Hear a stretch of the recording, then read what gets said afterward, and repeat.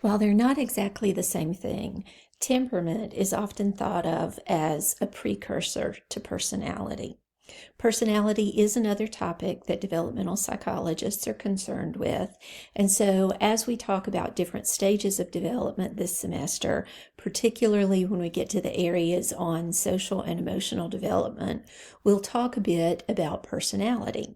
And one theory that our class is sort of anchored around is the theory of Erikson. Erikson's theory addresses the development of personality or the development of self or identity. Erikson's theory is often called a psychosocial theory of development because he suggested that social factors play a really important role in the development of personality. His theory is also considered a grand theory because it tries to explain how personality and individuality change over the entire lifespan through different stages.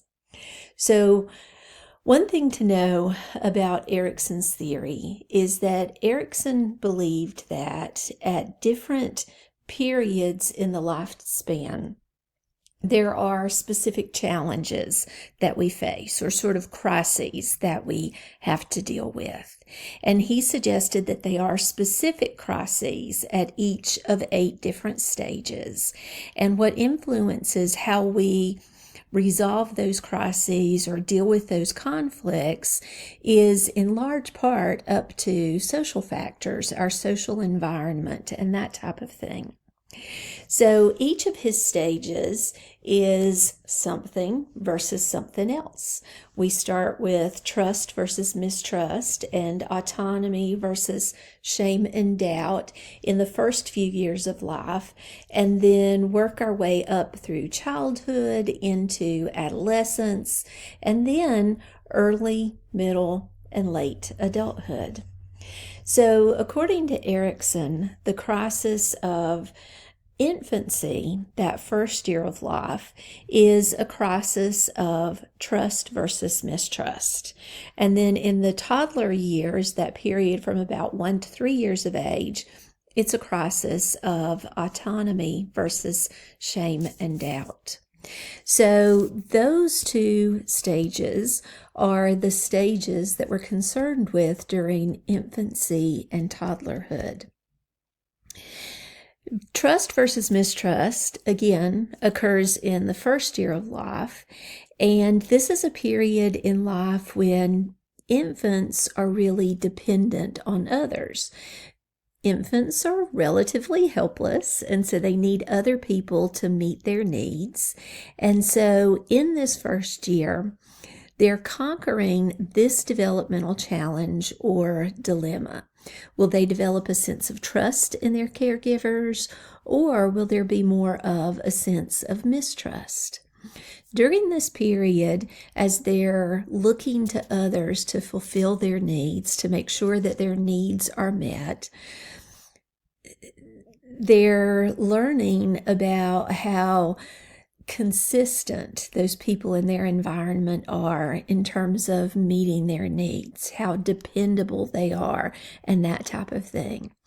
And if those people in their environment, their parents, their caregivers, other people, meet their needs in a caring, consistent, and sensitive way, then Erikson felt that children would develop more of a sense of trust at this stage. But if their needs are not met, or they're met very inconsistently, then they would develop more of a sense of mistrust. Now, one of the things to note about these different stages is that Erikson suggested that the way we deal with a crisis at one stage is going to have an influence on what happens with us at later stages. And so he felt that we have to successfully resolve the crises of the earlier stages before we can successfully move on through those other stages as well. But he felt that it was important that the trust side in this case be tempered with a little bit of the mistrust side. And he felt that was the case with all of these different stages, that one thing, trust or autonomy, is tempered with a little bit of mistrust or a little bit of shame and doubt. And so he felt that in this first stage, when infants are learning about whether or not they can trust the world as a secure place, that trust should be tempered with a bit of mistrust as well, so that they wouldn't be too trusting or gullible and that kind of thing. Now, the second stage in Erikson's theory is one of autonomy versus shame and doubt. And this is a stage when children are beginning to develop a little bit of independence. They're starting to get around on their own a little bit, and they like that taste of independence. And so they are working on that sense of autonomy. One of the things that's happening at this stage is that these babies are beginning to get around a little bit on their own. By this point in life, they've developed a little bit of muscle control, and their motor skills have probably developed to the point that they're crawling, likely walking, or trying to walk. And so there's independence that comes with that ability to get around on their own. And so they really start to try to assert their independence or their autonomy in lots of different ways. And so part of this is a sense of self-rule over their actions and their bodies. So they're trying to exert that self-rule. And toddlers do this in lots of different ways.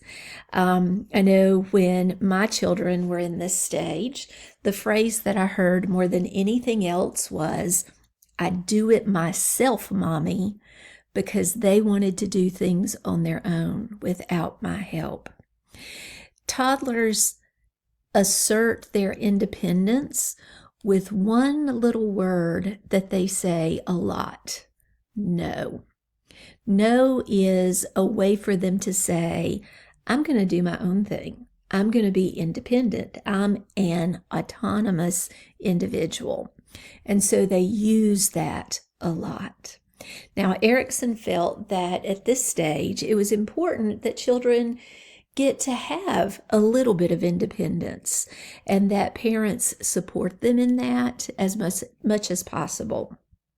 But, of course, children in this stage can't do everything on their own. There's a lot of stuff that they need help with, or they may even need other people to do for them. And so it may not be safe for them to do certain things on their own and that type of thing. So while he felt it was important that parents allow children to experience a little bit of autonomy and support that, he recognized that it was important that that be tempered with a little bit of shame and doubt, that they aren't yet capable of ruling everything and doing everything on their own. So again, that autonomy he felt would be tempered with some shame and doubt.